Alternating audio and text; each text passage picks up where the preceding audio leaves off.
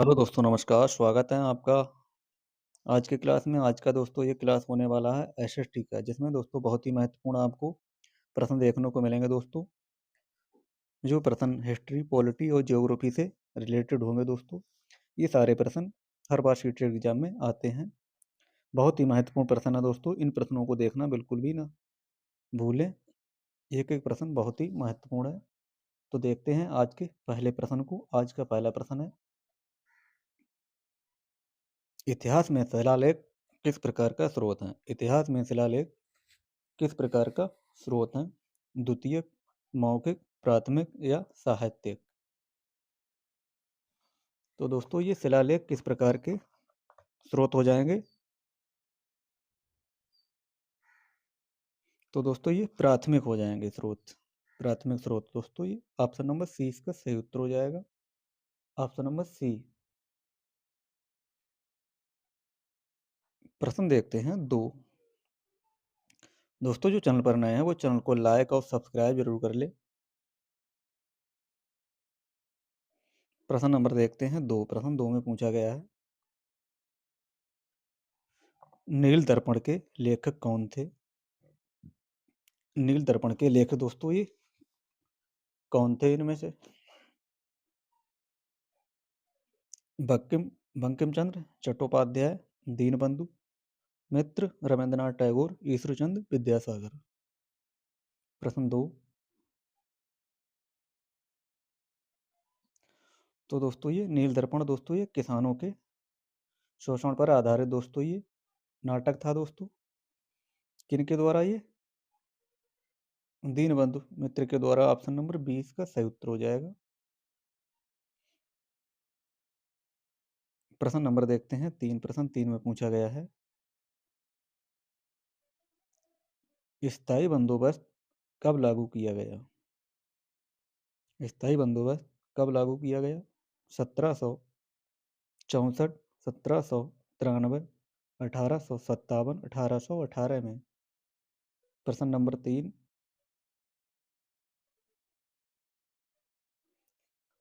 तो कब किया गया था दोस्तों? 1793 में दोस्तों।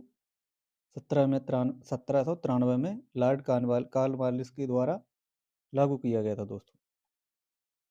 लॉर्ड कॉर्नवालिस के द्वारा ये बंगाल में लागू किया गया था। ऑप्शन नंबर 20 का सही उत्तर हो जाएगा। 1857 की क्रांति का तत्कालीकरण क्या था?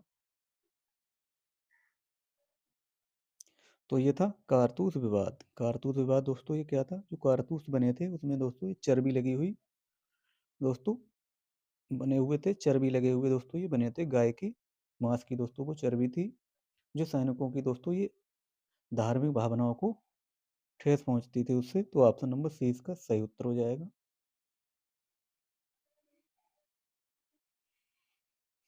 प्रश्न पांच देखते हैं, आर्य समाज की स्थापना किसने की? स्वामी विवेकानंद, राजा राम मोहन राय, स्वामी दयानंद सरस्वती, महात्मा गांधी? प्रश्न पाँच।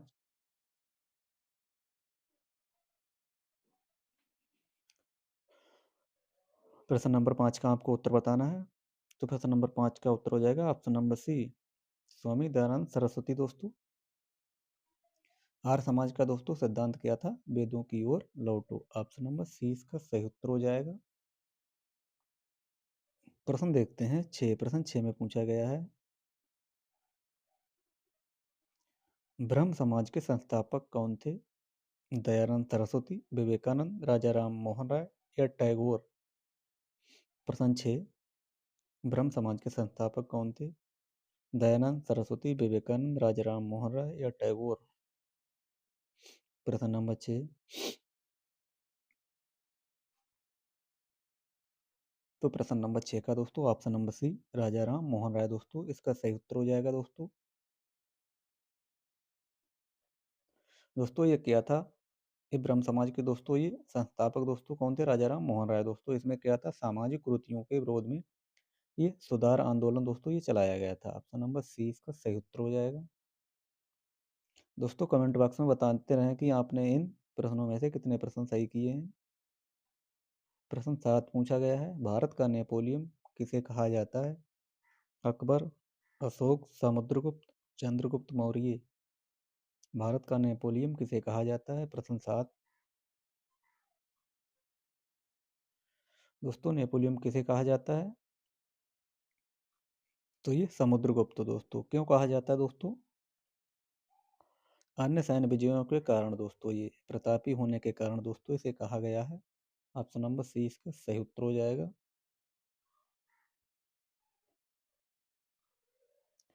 प्रश्न नंबर 8 देखते हैं। सिंधु सभ्यता का प्रमुख नगर कौन सा था? हड़प्पा, लोथल, मोहनजोदड़ो, धौलावीरा। प्रश्न 8।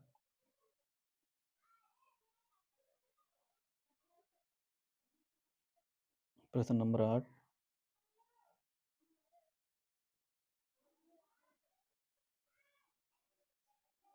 प्रश्न नंबर 8 का ऑप्शन नंबर सी मोहनजोदड़ो इसका सही उत्तर हो जाएगा।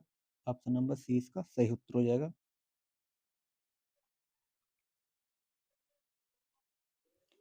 प्रश्न 9 देखते हैं। नर्मदा नदी किस दिशा में बहती है? पूर्व, उत्तर, दक्षिण या दोस्तों पश्चिम। प्रश्न 9। तो नर्मदा नदी दोस्तों किस दिशा में बहती है? ये पश्चिम दिशा में दोस्तों ये बहती है। पश्चिम दिशा में बहती है नर्मदा नदी दोस्तों। ये कहाँ गिरती है? अरब सागर में दोस्तों गिरती है। अरब सागर में जाकर गिरती है।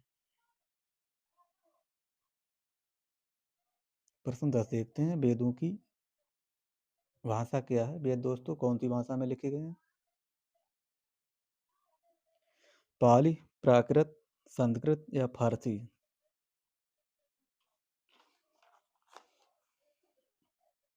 तो दोस्तों समस्त जितने भी वेद हैं दोस्तों वे किस में लिखे गए हैं? वो संस्कृत में लिखे गए हैं। ऑप्शन नंबर सी संस्कृत में लिखे गए हैं। समस्त वैदिक साहित्य संस्कृत में लिखे गए हैं। ऑप्शन नंबर सी इसका सही उत्तर हो जाएगा। प्रश्न देखते हैं 11।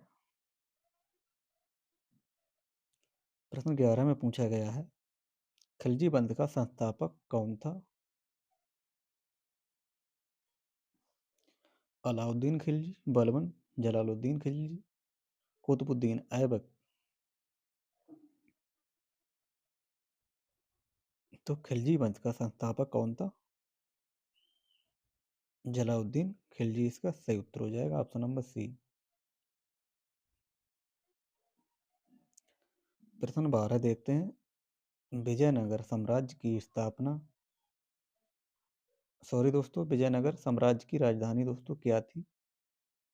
मदुरै, तंजावुर, हम्पी, कांची। प्रश्न 12। तो विजयनगर दोस्तों साम्राज्य की राजधानी क्या थी?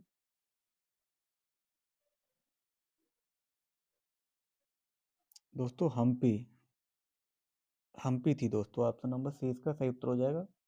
जो तुंगभद्रा नदी के तट पर स्थित है। ऑप्शन नंबर सी इसका सही उत्तर हो जाएगा। प्रश्न नंबर 17 देखते हैं। प्लासी का युद्ध कब हुआ था? 1764, 1757, 1857, 1748। प्लासी का युद्ध कब हुआ था?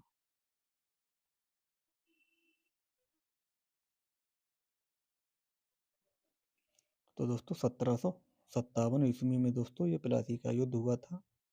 दोस्तों इसी युद्ध में दोस्तों जो अंग्रेजों की सत्ता थी उसकी दोस्तों नींव की शुरुआत हुई थी दोस्तों। ऑप्शन नंबर बी इसका सही उत्तर हो जाएगा।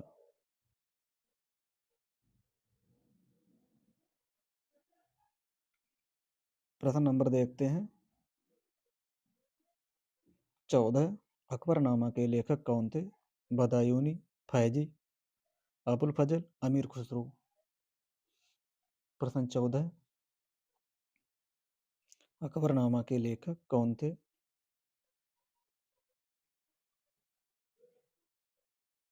अबुल फजल के द्वारा दोस्तों ये अकबरनामा लिखा गया था। ऑप्शन नंबर सी इसका सही उत्तर हो जाएगा। प्रश्न 15 देखते हैं। सिख धर्म के गुरु कौन थे? सिख धर्म के गुरु कौन थे? गुरु अर्जुन देव, गुरु तेग बहादुर, गुरु नानक देव, गुरु गोविंद सिंह। प्रश्न 15, सिख धर्म के प्रथम गुरु कौन थे? तो गुरु नानक देव दोस्तों इसका सही उत्तर हो जाएगा।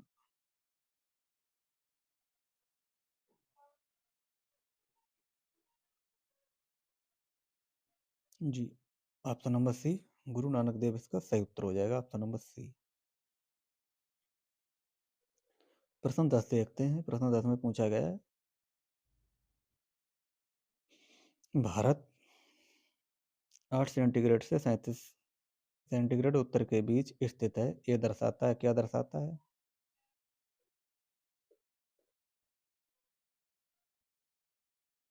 देशांतर, अक्षांश, समय या ऋतु? तो दोस्तों ये अक्षांश को दर्शाता है, ऑप्शन नंबर बी इसका सही उत्तर हो जाएगा।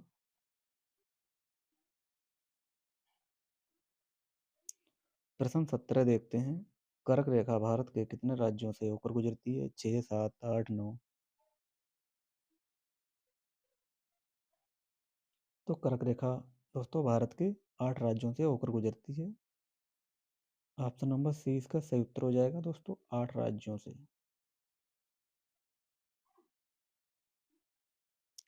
प्रश्न 10 देखते हैं, भारत की सबसे लंबी नदी कौन सी है? ब्रह्मपुत्र, गंगा, गोदावरी, नर्मदा? तो भारत की सबसे लंबी नदी दोस्तों पूछा गया है, कौन हो जाएगी? तो गंगा दोस्तों ये सबसे लंबी नदी हो जाएगी दोस्तों, ऑप्शन नंबर बी इसका सही उत्तर हो जाएगा।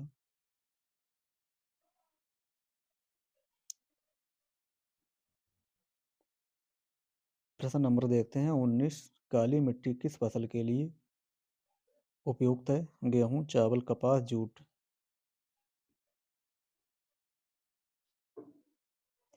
तो काली मिट्टी दोस्तों किसके लिए?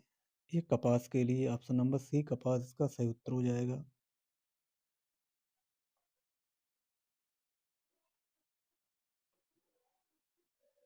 प्रश्न नंबर 20, मानसून वर्षा का मुख्य कारण क्या है?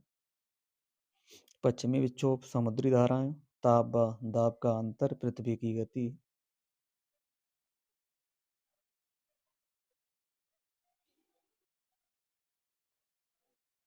तो क्या हो जाएगा दोस्तों, ये ताप व दाब का अंतर, ऑप्शन नंबर सी इसका सही उत्तर हो जाएगा। प्रश्न नंबर 21 देखते हैं, थार मरुस्थल कहाँ स्थित है? गुजरात, पंजाब, राजस्थान, हरियाणा?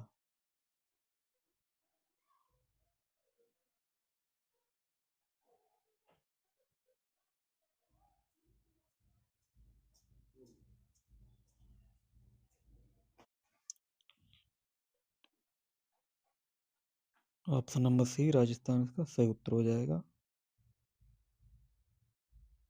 प्रश्न देखते हैं 22, प्रश्न 22 में पूछा गया है, भारत का सबसे ऊंचा पर्वत शिखर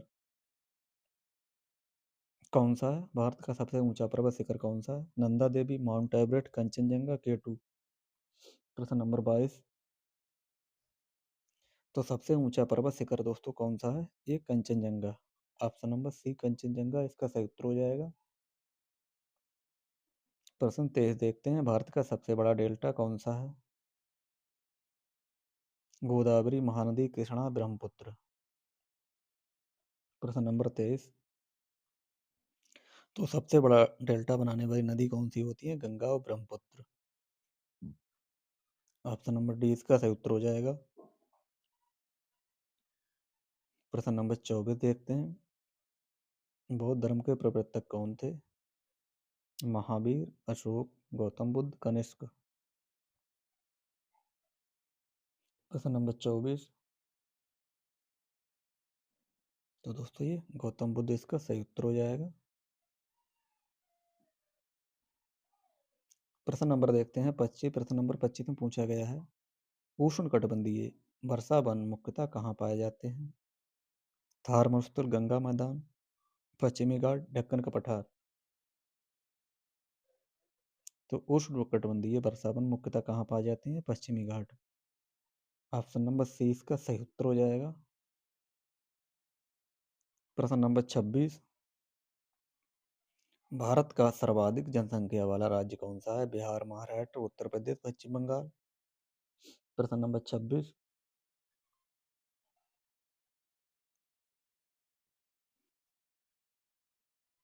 तो उत्तर प्रदेश का सही उत्तर हो जाएगा ऑप्शन नंबर सी। प्रश्न नंबर 27 देखते हैं, छोटा नागपुर पठार किसके लिए प्रसिद्ध है? कृषि, वन, खनिज, पर्यटन। प्रश्न 27, छोटा नागपुर पठार किसके लिए प्रसिद्ध है?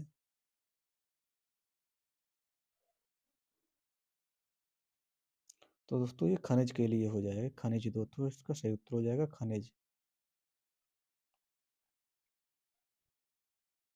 प्रश्न नंबर 28 देखते हैं, भारतीय मानक समय किस देशांतर पर आधारित है?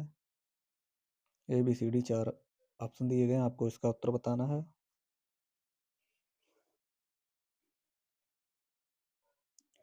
तो ऑप्शन नंबर 20 का सही उत्तर हो जाएगा 82.5 डिग्री ईस्ट। ऑप्शन नंबर 20 का सही उत्तर हो जाएगा। प्रश्न देखते हैं 29, भारत को कृषि प्रधान देश क्यों कहा जाता है?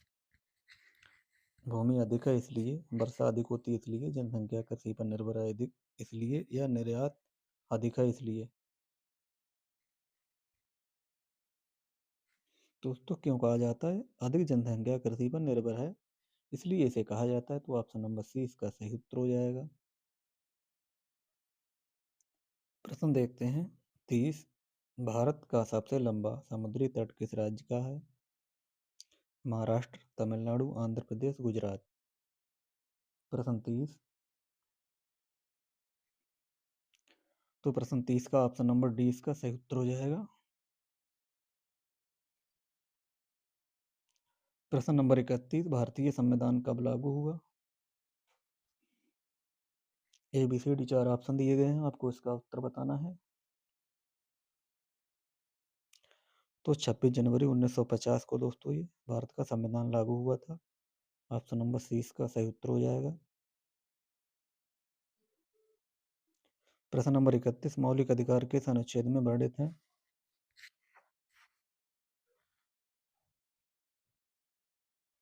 तो मौलिक अधिकार दोस्तों 14 से 32 में वर्णित हैं। ऑप्शन नंबर 20 का सही उत्तर हो जाएगा। प्रश्न नंबर देखते हैं 33, समानता का अधिकार किन अनुच्छेदों में है?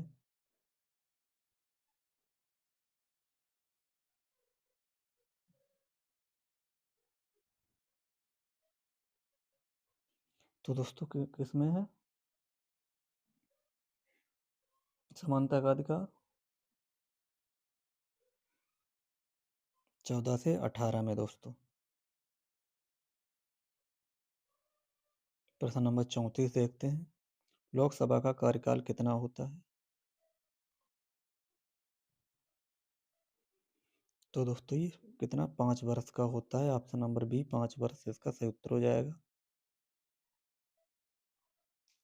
प्रश्न 35 देखते हैं, संविधान का संरक्षक किसे कहा जाता है?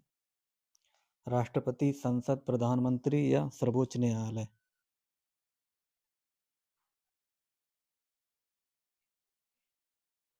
तो सर्वोच्च न्यायालय, ऑप्शन नंबर डी इसका सही उत्तर हो जाएगा सर्वोच्च न्यायालय।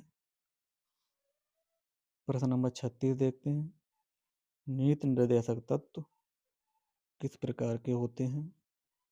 कितने प्रकार के होते हैं दोस्तों नीति निर्देशक तत्व? नीति निर्देशक तत्व किस प्रकार के होते हैं?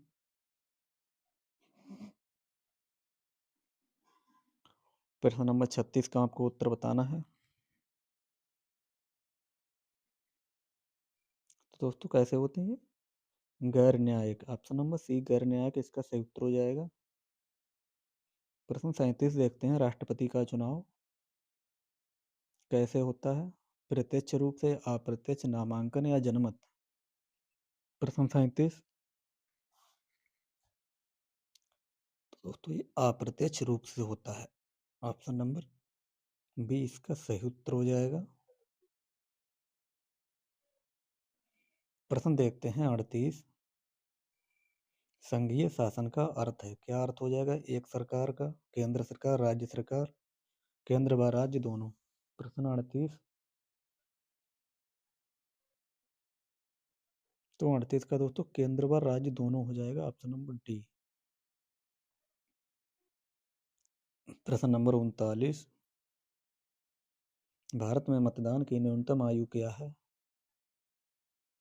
21 वर्ष, 20 वर्ष, 18 वर्ष, 25 वर्ष।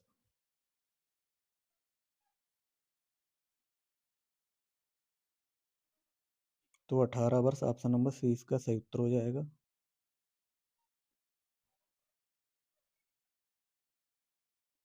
प्रश्न नंबर 40, 73वां, संविधान संशोधन किससे संबंधित है?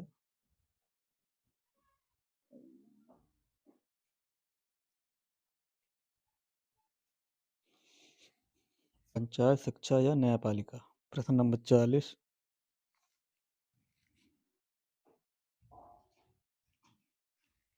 तो प्रश्न नंबर 40 का ऑप्शन नंबर बी पंचायत इसका सही उत्तर हो जाएगा, ऑप्शन नंबर बी पंचायत। प्रश्न नंबर 41 देखते हैं, लोकसभा अध्यक्ष का चुनाव कौन करता है? राष्ट्रपति, प्रधानमंत्री, राज्यसभा, लोकसभा सदस्य।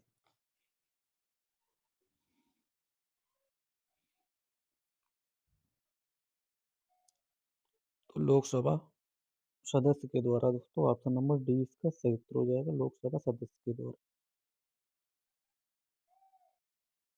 प्रश्न 42 देखते हैं, संविधान की प्रस्तावना में कितने आदर्श हैं? 4, 5, 6, 7।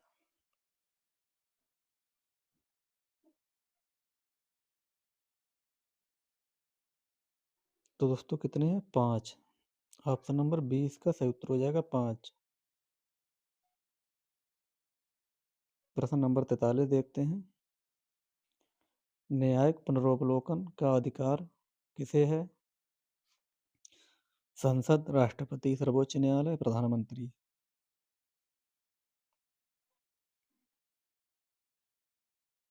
तो किसे है दोस्तों? ये सर्वोच्च न्यायालय को है, ऑप्शन नंबर सी इसका सही उत्तर हो जाएगा, सर्वोच्च न्यायालय इसका सही उत्तर हो जाएगा दोस्तों।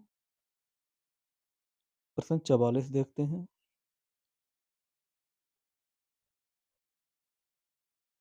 राज्यसभा के सदस्य कैसे चुने जाते हैं? जनता द्वारा, राष्ट्रपति द्वारा, विधानसभाओं द्वारा या राज्यपाल द्वारा?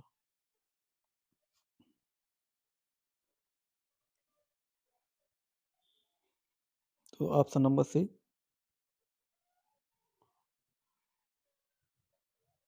विधानसभा इसका सही उत्तर हो जाएगा, विधानसभाओं के द्वारा, ऑप्शन नंबर सी इसका सही उत्तर हो जाएगा।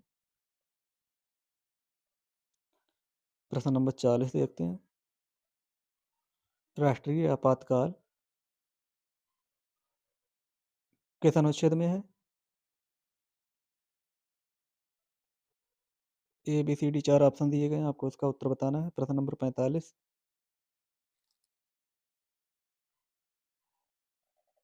तो ऑप्शन नंबर ए इसका सही उत्तर हो जाएगा, 352।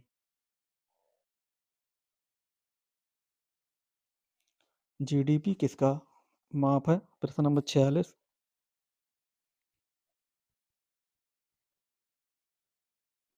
कुल उत्पादन का, ऑप्शन नंबर 20 का सही उत्तर हो जाएगा, कुल उत्पादन।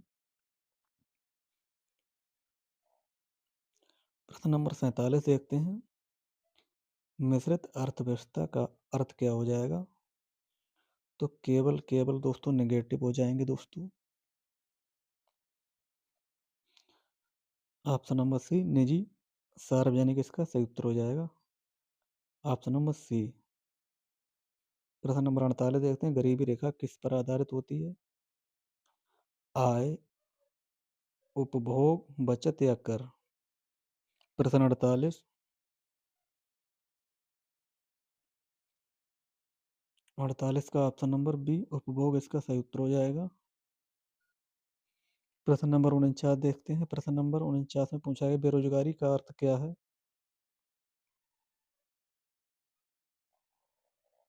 तो क्या है दोस्तों? काम चाहने पर ना मिलना, ऑप्शन नंबर सी इसका सही उत्तर हो जाएगा। प्रश्न नंबर 50, प्राथमिक क्षेत्र में क्या शामिल होता है? उद्योग, सेवा, कृषि, व्यापार। तो दोस्तों ये कृषि पर ऑप्शन नंबर सी कृषि कृषि दोस्तों इसका सही उत्तर हो जाएगा ऑप्शन नंबर सी। दोस्तों ये रहे आज के टॉप महत्वपूर्ण एनसीईआरटी के दोस्तों 50 प्रश्न। इन 50 प्रश्नों में से कितने प्रश्न आपने सही किए हैं, इसका उत्तर कमेंट बॉक्स में ज़रूर बताएं। और दोस्तों जो चैनल पर नए हैं वो चैनल को लाइक और सब्सक्राइब जरूर कर लें। आज के लिए इतना ही, मिलते हैं कल, तब तक के लिए दोस्तों आपका बहुत बहुत धन्यवाद दोस्तों। दोस्तों चैनल को बिना लाइक सब्सक्राइब करे दोस्तों बिल्कुल भी ना जाएं। इस चैनल को लाइक और सब्सक्राइब तुरंत कर लें। दोस्तों इस चैनल के माध्यम से आपको सीटेट की लगातार क्लासें मिलती रहती हैं।